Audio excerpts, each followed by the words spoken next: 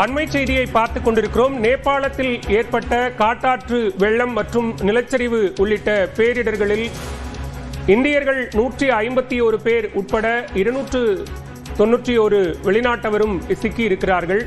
தொடர்ந்து அங்கு இருக்கக்கூடிய தமிழர்களை மீட்பதற்கான நடவடிக்கைகளை தமிழ்நாடு அரசின் அயலக தமிழர் நலத்துறை மேற்கொண்டு வரக்கூடிய நிலையில் தற்போது ரசுவா பகுதியில் ஏற்பட்ட வெள்ளம் குறித்து நேபாள சுற்றுலாத்துறை வாரியம் தகவல் தெரிவித்திருக்கிறது. 105 இந்தியர்கள் உட்பட 291 வெளிநாட்டவர்கள் நேபாளத்தில் ஏற்பட்ட பேரிடரில் சிக்கி இருப்பதாக கூறப்படுகிறது.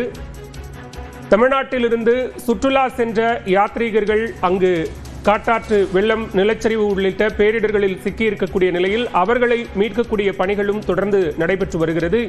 கூடுதல் விவரங்களோடு இணைகிறார் டெல்லி செய்தியாளர் சுசித்ரா. சுசித்ரா, தற்போது நேபாள சுற்றுலாத்துறை வெளியிட்டிருக்கக்கூடிய விவரங்கள் என்னென்ன?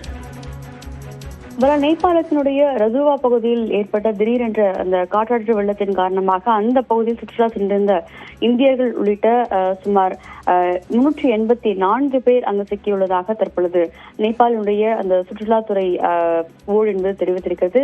குறிப்பாக பல்வேறு டூரிசம் ஏஜென்சிகள் மூலமாக சுற்றுலாவிற்கு சென்ற இந்தியர்கள் 105 பேர், அவர்கள் மட்டுமல்லாமல் நெதர்லாந்து, ஆஸ்திரேலியா உள்ளிட்ட பல்வேறு நாடுகளை சார்ந்தவர்களும் அந்த பகுதிக்கு சுற்றுலா சென்றது குறிப்பிட்டது. அவர்கள் அனைவருமே தற்பொழுது அந்த வெள்ளத்தில் சிக்கி அங்கு சிக்கியுள்ளதையும் தற்பொழுது அதிகாரப்பூர்வமாக நேபாள் டூரிசம் போர்டு அதிகாரப்பூர்வமாக தெரிவித்திருக்கிறது. அந்த பகுதியில் முதற்கட்டமான அந்த ஒரு மீட்பு பணிகள் என்பது நடைபெற்று வருவதாகவும், இருப்பினும் அந்த வெள்ளத்தினுடைய நீர் வரத்து என்பதும் அதிக அளவில் இருப்பது என்பது சிக்கலை ஏற்படுத்தியுள்ளது என்ற ஒரு விளக்கத்தையும் நேபாள அரசாங்கம் தெரிவித்திருக்கிறது. நேபாளுடைய ஆர்மி, ராணுவம் மற்றும் ஆர்மி போலீஸ், நேபாளுடைய போலீஸ் உள்ளிட்ட பாதுகாவலர்களும் அந்த மீட்பு பணியில் அங்கு ஈடுபட்டுள்ளதை நம்மால் பார்க்க முடிகிறது.